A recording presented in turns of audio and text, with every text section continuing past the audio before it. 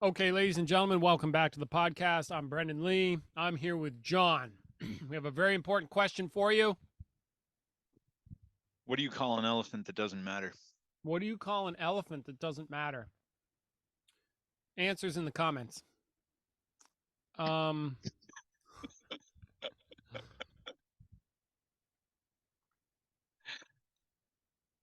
An irrelevant. Sorry. yeah. Yeah, All yeah, yeah. right, way to lead with a dad joke. Cool. Amen. Hey, thank you for coming on. So I asked him, hey, do you want to do a podcast right now? He said, I will.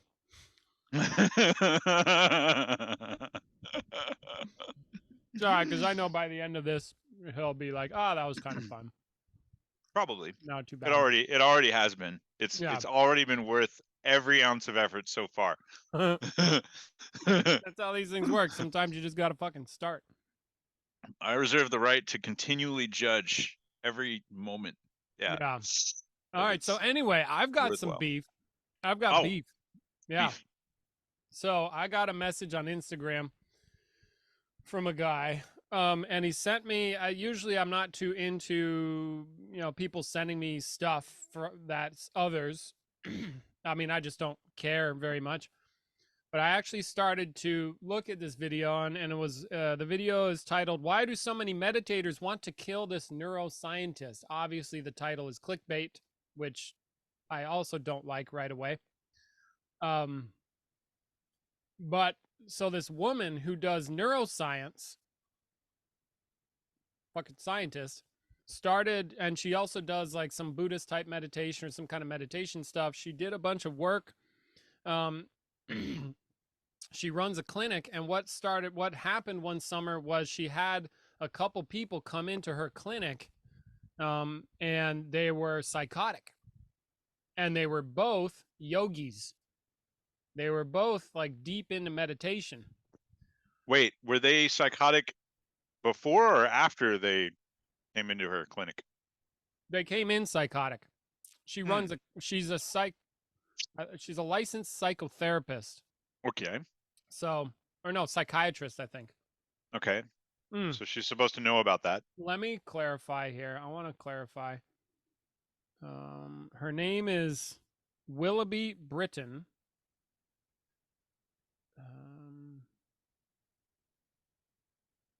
I think she was recently on Tim Ferriss. Willoughby Britton. PhD, Mindfulness Center, Brown University.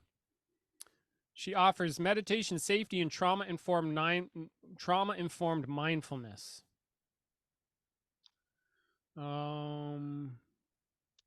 Assistant Professor, Department of Psychiatry and Human Behavior. Assistant Professor, Behavioral and Social Sciences. A BA in Neuroscience from Colgate. Clinical Effective Neuroscience Laboratory, which investigates the psychophysiological and neurocognitive effects of meditation and mindfulness-based interventions for mood and anxiety disorders. Her research investigates mechanisms of action, moderators of treatment outcome, practice-specific effects, and adverse effects of meditation. So she looks into the dark side of meditation. Adverse effects of meditation. Right. So, and I think her story, I'm paraphrasing, but you should look up her story anyway. She started noting this shit after a couple of yogis came in. She started going to meditation centers and different places and asking the teachers about the shit that goes weird. Right? Now, and she even asked her own teacher about the shit that goes weird. And then her teacher gave her a look that was apparently kind of like, well, you don't want to talk about that kind of look. Okay. Those are her words. Like, she's like, my teacher gave me a look. A look. Now, and then she clarified what that meant to her. So again, you should watch the video. But we're getting to my beef. So she starts doing all this research and starts finding out that sometimes in the meditation world, people know about what I would call the dark side of the shit, where people's minds go bonkers. They go fucking psychotic. They have hallucinations. They get delusional. They think all kinds of stuff. They do weird shit. People do weird shit, and apparently people aren't talking about it. And so what she's starting to uncover, in a sense, this is my take, is that in this world it's not talked about, but it's a known thing. What I would call this darker side. So we're getting to my beef. We're getting there. She's starting to expose this dark side. And she apparently has a binder full of people who are meditators who are like saying bad things. They're trashing her. I don't know, but maybe even death threats. Really? Because she's It's fucking crazy. And now we've landed on my beef. A meditator issuing threats to somebody doing science and exposing something that's in this world, and you're giving threats. Oh my god. Okay. Yeah, all right. I'm like, just direct those over here. Leave this poor fucking lady alone. Like, come on. Yeah. So what's your beef exactly? That they would, They're I mean, cowards. like, okay, because they're not willing to look at something basically that maybe they've got a hand in, or there's some responsibility that they might have in it. Like that, and, yeah. And, And it, and then it, it might tarnish an image or something, and they're teachers or whatever, and yeah. And it's the cowardice. It's the unwillingness to acknowledge what's true. It's the I'm also wanting to pick on what I observe to be, okay, somebody's a meditator. What do they have? Some holier than thou. They're more compassionate, and it's all lovey dovey. No, it's not all lovey dovey. That's people pretending that it should be all lovey dovey when it's not, or that people are somehow pure. And then here's this scientist sort of exposing, oh, wait, no, some fucked up shit happens or can happen. And then because I'm a meditator and this is my job, I need to like shut it down. No, you can't expose that because it doesn't make me look good. Ergo, I don't get to fool as many people and make as much money. I'd like to hear. I mean, I'm really curious now. I want to know what's her name again. Yeah, want to know? yeah. So there's my beef. Now that's my beef, and my main thing is don't go issuing threats or trashing somebody. If you're gonna trash somebody, have your first and last name and your picture right there. Do it like a human being, not like a coward. Anyway, there's my beef. Her name is Willoughby Britton, Willoughby, Britton. I'm probably mispronouncing the name. Britton. Willoughby, Oughby, Correct. Brighton. Britton, Britton. Britton. Oh yeah, TED Talk, meditation, all kinds of stuff. Yeah. Yeah, it looks like she's doing the rounds. I think Tim Ferriss just put out a. Oh yeah, the hidden risks of meditation. Cool. Yeah. Why a neuroscientist would study meditation. Yeah. That's just sounds like a cool topic, an interesting topic. They want her dead. Okay. Why do so many meditators want to kill this neuroscientist? That's right. That's the clickbaity title I was talking about. And I don't know. I haven't got to the part where she actually verifies whether there are death threats, but she said she has binders of people with negative feedback. It's probably, it's like this thing. Did you ever see the thing with the MMA guy in China who was going around and wiping out the traditional Chinese martial artists because he could actually fight and the traditional Chinese martial artists couldn't? Yeah. That motherfucker got death threats up the wazoo. Why? He's like threatening their culture. Yeah, culture. So yeah, I mean, I'm now I think I'd like to take the time to listen to what she has to say, because I imagine she's talking about kind of two different things, and one would be the actual stuff that can go wrong with people when people are doing meditation, like they could have stuff that's going wrong with them psychologically or neurologically. Yep. And then also the culture. There's a lot of weird fucking culty shit. There's a lot of power dynamics. There's a lot of bullshit people do in every True. arena. Yeah. And it's in so-called spiritual circles with gurus and shit. I think that is rampant. Yeah. And maybe more so, I don't know. Yeah, I just don't know. But I know that priests and yogis and stuff,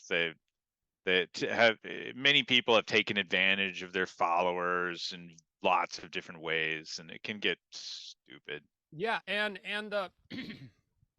yeah, to add to that, so like say we take my gripe aside, I approve of the work that this lady's doing. That's straight up like, hey, this is going on. Let's look at this. Great, cool. And it's like, I think a missing link is the people's survival gets caught up in their teacher. They think they are a teacher, and when something threatens that image, then the mechanisms that prevent life, that encourage life and prevent death, kick in. So I could easily see death threats being a thing. I could easily see pushback. I could easily see, no, how dare you? I am an enlightened being. You can't tell me other, I don't know, whatever people are doing. Yeah. Yeah. So good. Keep going. So you support her work. You think people should be interested in the, all aspects of meditation and probably contemplation and the inner works of what people are doing. Yeah, I mean, I'm just in support of it. It seems like she's just trying to tell the truth about something that she's noticed. She's not saying don't meditate. Yeah. She's probably saying like, and this should come with a warning label. Yeah. Something You like know? that. Like, yeah, you're paraphrasing stuff that I heard her say like that in the interview. So yeah, so I guess that was my beef. I wanted to beef on that a little bit, and then I'm just glad that it's happening. And then I also want to stand up for this lady because people, yeah, when they get threatened like that, and she's just telling it like it is, and you can't handle it, that's like some Galileo shit. When Galileo said the Earth doesn't revolve around, or no, wait, the sun doesn't revolve around the Earth, they almost hung his ass. What are you? What is this, the Dark Ages? Yeah, it is. And from a meditator. How dare you? What are you all, peace and love, and then you threaten a woman without standing up and saying who you are, your first and last name, and your face? Coward. Yeah. That's all. I wanted to beef on these people. so you value highly honesty and integrity and directness, especially when you have a complaint around someone. You don't ever want to hear somebody complain behind your back, and you definitely don't want to receive a threat anonymously. Yeah. Like you'd rather meet them, man to man, straight on, and say, "What's up?" Yeah, like come over here. Let's go, or whatever. Yeah. Yeah. Let's settle it right face to face, and then you really have to stand up to what you believe in as some sort of threat.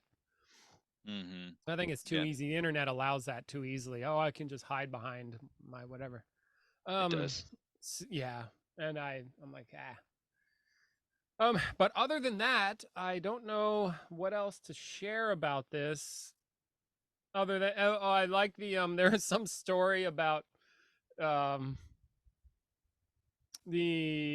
not supposed to say Muhammad apparently if you're like a Muslim, or you're not supposed to, and some people got threats for drawing a picture of Muhammad. People have been killed for that, dude. Yeah, they've been killed for that. And so a bunch of people in Texas got together and had a Muhammad drawing contest. Yeah. Anyway, it's kind of, I kind of feel like that. Like, yeah, okay, meditator people, you got a problem with this lady like revealing the truth? Because it's true. I've seen some shit go down. What kind of shit have you seen go down as far as just psychosis? Okay. See, but the thing is, in sharing that, it is a sensitive topic because it is like the dark side. It is a very real possibility, but I don't want to say that it is a mandatory possibility. It's just sometimes the way I frame it up is I don't think certain people's minds are ready for the rigor. They're not ready for the discipline, and they'll encounter stuff and then shit can break down in there. So it's useful to have a very grounded approach, to be very steady, solid, disciplined, not let the mind go in all these weird places. Because she also tries to explain, I think that this lady tries to explain this phenomenon in terms of these are side effects of meditation.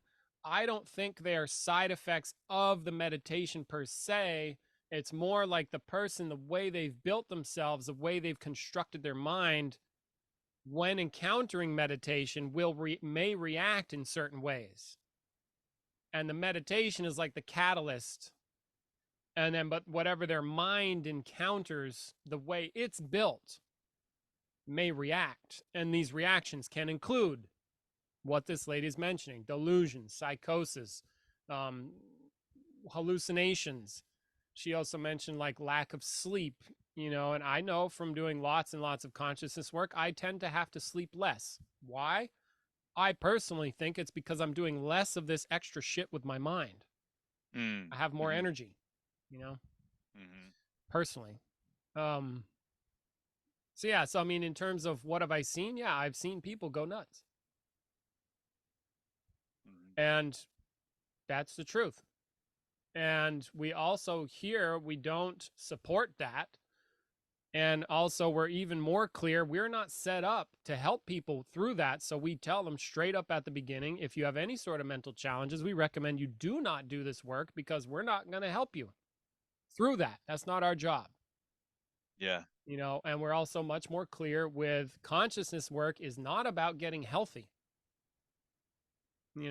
We're not meditation. We're not about health. We're not about healing your mind. No, no, no. We're not about making you better. No. We're about getting you conscious of discovering what's true. See? And that's a touchy subject because, I make my livelihood doing that.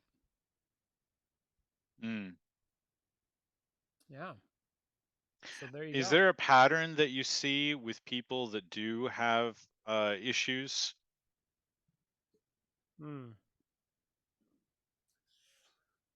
I want to say yes. But what I think goes on, my take on this stuff is that in each case, it looks like the person is doing a lot of extra conceptual activity that is not related to what I am saying, and they are making many, many connections between what I say and concepts they have about it and an other interconnected conceptual world that they've generated in their experience.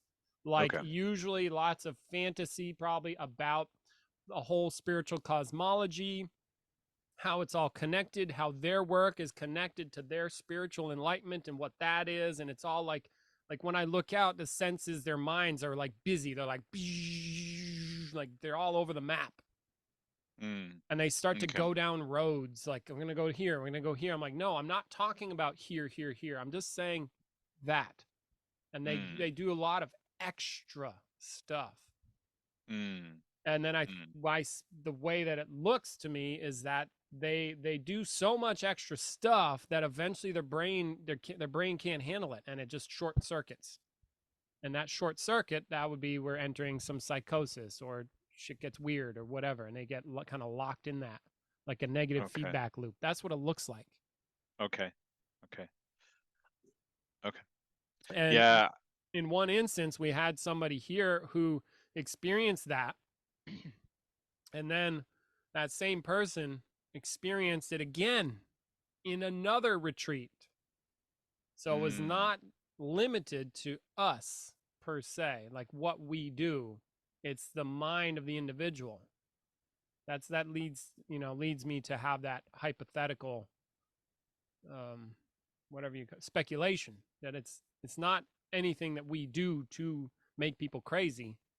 It's how their mind is relating to the work. Yeah. That makes them crazy, kind of thing. Okay. I guess I was asking leading questions because I was hypothesizing that people are like ungrounded in some way, like maybe they're not connected with the physical world so much, and so they're like kind of very fairy. Yeah. But you're saying no, a lot of them do work out or do yoga or something like that, but they doesn't are mean they're not doing stuff. Okay. Yeah. A lot of extra stuff. I had a friend who was going through some schizophrenic episodes, and she was involved in a lot of spiritual communities and programs and stuff, and I would notice when she was going into it, she would start making connections between things like wildfire. Yeah. She would look at something that somebody did or said, and that would have all of this significance that would mean everything about them and their life and their future, and it connect to like archetypes, and oh man, it was wild.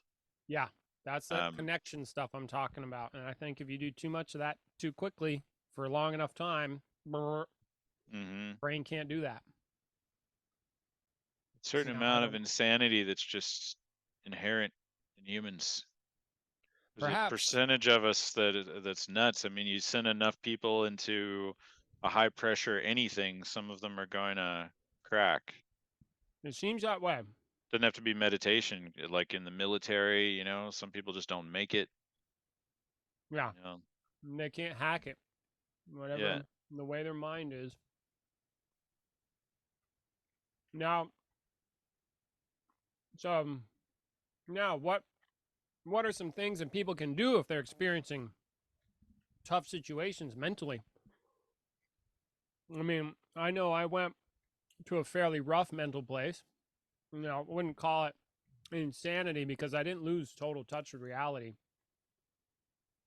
Or I was very clear when I was in that state. I'm like, wait a minute, something's wrong here. Like, I was very clear that things were off. And luckily, I'm going to go out on a limb and say, I think I'm very lucky I've had an enlightenment experience because I can tell the difference between me and my mind. I could see that my mind was a little weird. I was fine because I'm always fine. And I'm like, wait a minute, I need to get my mind right. And so I did. I immediately started taking steps to help my mind. Yeah. Did some therapy. Immediately was like, I need some hard physical labor now. Do things that are calming. And then I also started to like work to master my mind and realize, wait a minute, my mind is the issue here. I'm doing a bunch of shit with my mind that is unhealthy. It hurts. It's stress inducing. And I recognize that. And so I worked to stop doing that shit with my mind. And it made a difference. When I did all those things. And then plus I heard that polar bears will shake the stress. They literally shake the stress out of their body. So I would go into the fucking room and polar bear that shit. I'm open. Whatever works, dude. Yeah. And go through emotions, let the emotions go, like all the stuff. So try and like multi-pronged approach. It seemed to make a big difference, you know, much happier, much. And then not staying in the constant healing mode, but like finish the job. End the suffering, end the pain, end it. Yeah. So, do you think people get caught in a paradigm that is crazy? It's a world of their own making, but it's got a purpose and justifications and reasons and all the time. Like I guess we're all doing that, but it's just some of them are a lot less functional than others. Totally. And like, for example, when people say people in certain communities, they're all into healing, right? But then all they're ever doing is healing and healing and healing and healing and healing. You stack up 20 years of healing, they're still healing. It's like, when are you going to be done? So they live as the one who's broken that needs the healing, and they stay broken. That to me is like a paradigm. I need to heal. I need my mental health. How about make yourself so fucking strong mentally that you're just healthy and you can handle the stress? I don't know. Well, like, where's the balance the other way? Anyway, blah blah. That's my shit. But yeah, sure, paradigm. Or people can get caught in a victimhood paradigm where they're a victim. You've seen that. And then they have reasons why they need to be a victim. The same as the people that are healing have all these reasons why they can't be finished. They can't be done. They need to keep healing forever. You're going to die. Heal. Finish it. I can imagine the harshness that sounds like. What does that sound like to you? Harsh? How about, yeah, harsh, but imagine if you could actually fucking do that. You knock that shit out in 5 minutes, a month maybe, boom, be done. Now you're healed. Much less suffering. You want 20 years of bullshit or you want a month? You choose. Yeah, but you can't do that. Yeah, you can. Why not? Now, granted, some stuff's really deep. Some stuff's real. Some people are real fucked up. How are they going to heal that? I don't know. Maybe they just enter a lifetime of management. Well, get to managing then.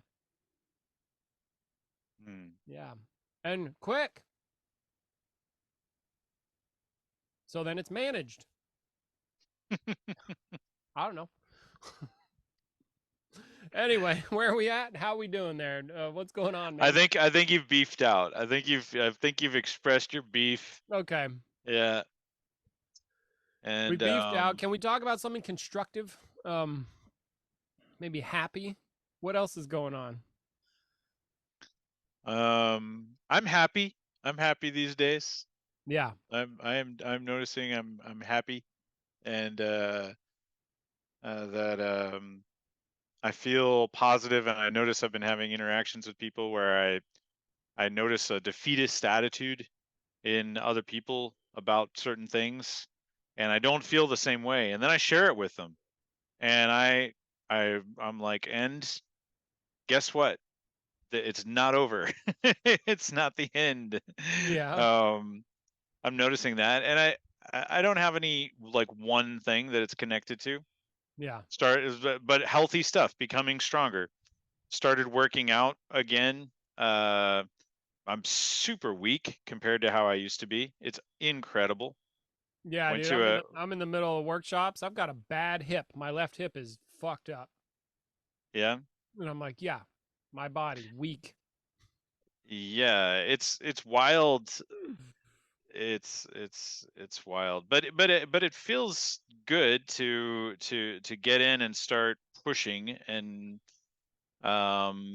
yeah, adopting healthy basic healthy things, getting adequate sleep, taking some vitamins, taking some supplements, getting good nutrition, working out, having good relationships, and having a sense of purpose and goals for the future that are worthwhile. Yeah. All of that taken together um, gives a lot of energy when things get complicated or difficult, as they inevitably will, as they always will. Yeah. Yeah. That's great. Yeah. Yeah, I'm glad to hear that. Yeah. I'm definitely a fan of realizing that there's consequences to actions and things that are done. And so if you have, I'm speaking to you and then to people in a sense, or to people for real, is if you have positive shit in your life, you envision a positive future, you have goals and things to work towards, life is satisfying. Seems that way anyway. That's how that happens. Have a negative outlook and future mentally, have nothing to work towards, nothing to accomplish, and then life becomes just like a dull, meaningless existence. Yeah. And you choose. And just I think noticing that allows people to, oh yeah, I can create that. That's right. That's my angle with that. Like, oh, hey, notice that there's consequences, because then if you want the good consequence, you do the thing that produces that. Yeah. And it's good. Yeah. It's cool. I was having some conversations, and one today where I was chatting with two people, and they were both basically talking about political situations throughout the world, and they were just saying we're in the shit. Like, it's like we're all fucked. Yeah. This A lot of is people say it. that. And yeah, I just immediately challenged them on it. I'm like, dude, humanity has been through so much worse than this. I recently learned that there's compelling evidence that humanity twice was brought down to uh, extremely low numbers, at least on continental Eurasia. We're talking in like the double digits, maybe triple digits as far as our population. What do you mean double digits? Like less than 100? Yeah, less than 100. Yeah, and that this happened more than once, because Neanderthals, like nowadays, we're seen as Neanderthals are like, oh, they were like kind of like us and like a little more robust and kind of hairy, but they were basically like us, and they died for some reason. We probably killed them. Um, Apparently, there is a lot of evidence that those things hunted us and ate us for fun and food, sport. They hunted us, killed us, and raped us. And we were their prey. And they were badass monsters as far as we were concerned. We survived those things. Wait, so we're not Neanderthal. So what that means? Cro-Magnon? No. Homo We're Homo sapiens. sapiens. We're Homo Where sapiens. does Cro-Magnon fit in there? I don't know. It's another. It's something else. This is But okay. And we yeah, were down to double digits? it maybe not around the world, because there were Homo sapiens in different parts of the world, but pretty much all human beings have some little bit of Neanderthal DNA. Right. And people who descend from Europe have more, and that's because More Neanderthals were Neanderthals mostly there. in Europe. Yeah. But they fucking murdered us.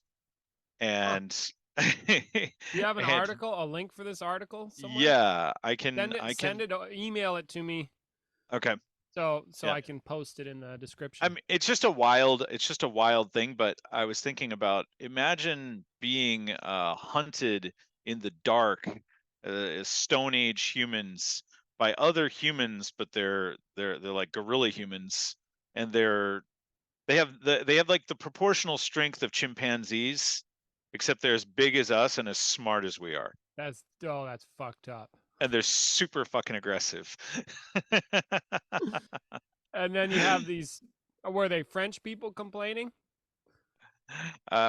French and British. Yeah. This is bullshit. Everything is bad. Blah, blah, blah, blah. Yeah, you're not getting hunted by a Neanderthal, bro. Yeah. Yeah, And I that's just we don't know what the future holds. yeah. We don't actually know what the future holds. We know we're going to die, but we don't know how or when, and we don't know what's going to unfold in our life, most of us, and we have a lot of influence over what that will be. Yeah. We certainly have the ability to choose how we relate to whatever is going on with us personally. Yeah. And then we generally have much more power and control than that. Yeah. And yeah, like you can't change. I like to say that you can't control the stuff you can't control. You can't control, but you can control how you relate to that stuff. mm, Yeah. Yeah, that's great. Thanks, man. Yeah. I have a question for you. Does my gripiness help anything? I don't think so. It can be fun. It can be fun. What I does it mean, actually do? Does it do anything? What would be a better use of my gripiness? Maybe like a stated intention rather than like I think people that are, trashing on a lady are cowards is griping. I would Perhaps I could say say do the whole NVC authentic relating thing. Like if you're I'm if you're experiencing. yeah, you're experiencing your anger, frustration, hurt. Underneath that is a need that is not being met. And it's Right. probably a value that you want fulfilled. Something like integrity, honesty, Right. Like I really want directness. people to be direct about Yeah. if they've got a problem with somebody, I have a desire for people to be direct about that And there may be to their more. face. I imagine you also value people's, like, I know you don't like it when people attack your friends. No. I mean, you don't lose your shit, but you will fight for people that you feel are your friends personally, or like innocent people. Yeah. And I imagine you judge this woman as having integrity, and what she's doing is being something that's honorable, Yeah. and you're seeing her being persecuted. That's unjust. Like Yeah. you'd have a Something like desire for that. justice. This is not being fulfilled. You have a desire for integrity. This is not being fulfilled. These are values that we've discussed. These kind of things. These are high functioning values Yeah. that help communities, families, societies hold together. I mean, this is actually big, higher level stuff that people are just attacking. And yeah, it is colliding with your needs. And I feel it too. Like I don't discount your needs about that, Yeah. but maybe it'd be more clear to say it, that way, And that then these what would needs are be important. yeah, these needs are important to me. And then what would be more powerful, because I guess I do have a desire, and then I got to get going because I want to eat some lunch, and then I got to get back to work. Um, we start at 2. It'd be really awesome. Contact this woman and talk to her proactively. Say, hey, I like your work and I'm involved in this, in meditation and contemplation. I want to tell you about my stuff. I want to ask you, what do you think went wrong from your perspective? Dialogue with her. Tell her you support her, and you think that people um, attacking her is a violation. It's tragic. It's stupid.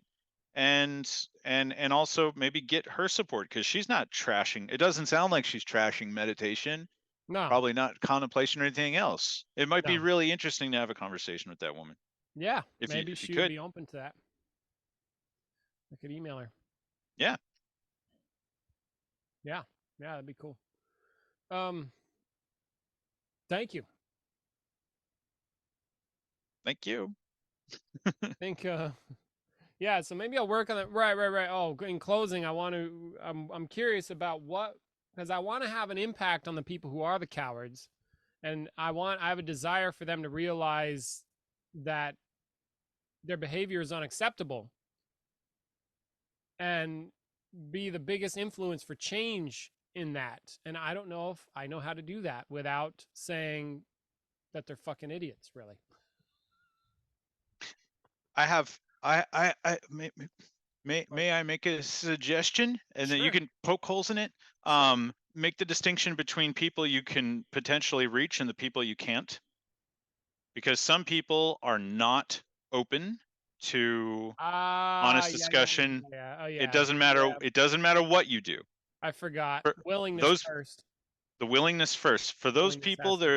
there is only war, because that's all they can engage in. Whether it's Right. covert espionage, manipulation, direct Or violent overt, or conflicts, yeah. yeah, whatever it is, but they have no desire or willingness to communicate. They're unreachable. Right. For the rest, be authentic and articulate and masterful in your speech and presentation. Perfect. Great. That was well said. Thanks. Okay. You heard it here first, because this is the first place you heard it. I don't know why that cracks me up, because I also, every time I say it, I'm not sure if it's true. But no, it is the first place you heard it, because if it's the first time, it's the first time. Yeah. Anyway, thanks, dude. I'll catch you later. All right.